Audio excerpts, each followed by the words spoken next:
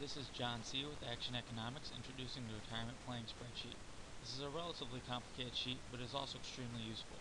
It is composed of 7 different sheets for investment accounts, 1 sheet for Social Security, 1 sheet for coming in retirement, and a net worth tracking sheet. The investment account sheets are a 401k, an IRA, and a Roth IRA for 2 people, an HSA. If you're single, simply put zeros for the spouse 2 lines to take them out of the equation. That would be for the spouse 2 401k, IRA, and Roth IRA. Each investment sheet has a set of user inputs that include age, expected rate of return, planned withdrawal rate, and age to start withdrawals. Your age only needs to be input in the S1 401k sheet, and the rest of the sheets will automatically copy it. Fill in your expected contributions and expected match to replace the placeholder values that are in the sheet currently. As you follow the sheet down, you can see where the sheet begins to take withdrawals based on the inputted age. For 401k and traditional accounts, it also keeps track of required minimum distributions, which may exceed the amount that you plan on taking out.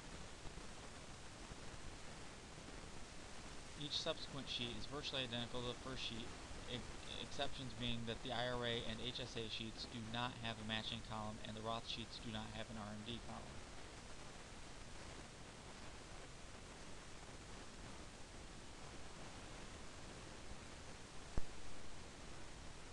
On the HSA sheet, I do have a column for long-term care insurance, which is one of the primary reasons that I have an HSA, and that shows that based upon what you expect long-term care insurance to cost, taking that as a withdrawal from the HSA starting around age 60.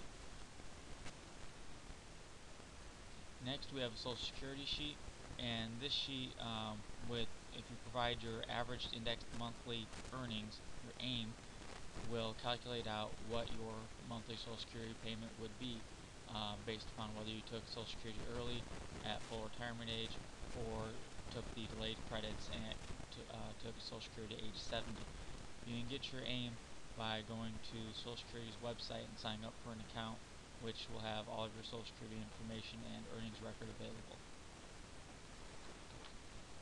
Information from all of these sheets is then tied into the income sheet. This income sheet is taking the withdrawals, which were specified by the age to take withdrawals from the earlier investment sheets.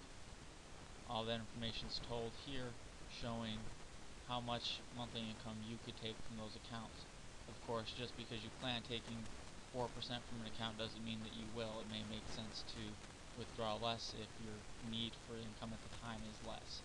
This is just a projection to show what you can take out. In this particular example, there's several of these fields are blank here. For a couple that's closer to retirement age, these fields would all be populated.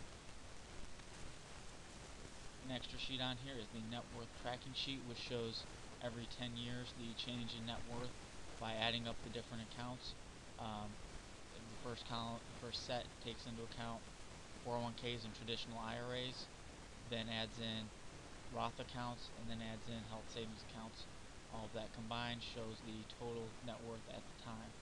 You see the net worth for this couple growing from $155,000 in 2022 to 1.2 million 20 years later, and 2.7 million 20 years after that.